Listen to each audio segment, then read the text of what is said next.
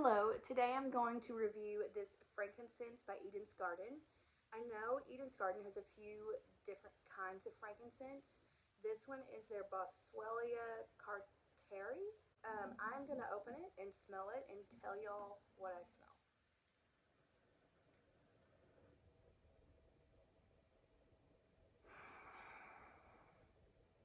This reminds me of a cabin in the woods. Like you walk into a cabin and you smell it.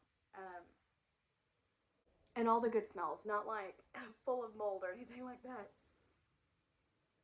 It smells so good. Okay, so frankincense is one of those things that, depending on what brand it is, you can tell immediately by the smell whether it is a good quality essential oil or not. And Eden's Garden, definitely, it smells so good. Kind of citrusy, kind of like pine in a way. Frankincense is honestly one of my all-time favorite scents. So if you're looking for a good quality essential oil, I would definitely give this one a try.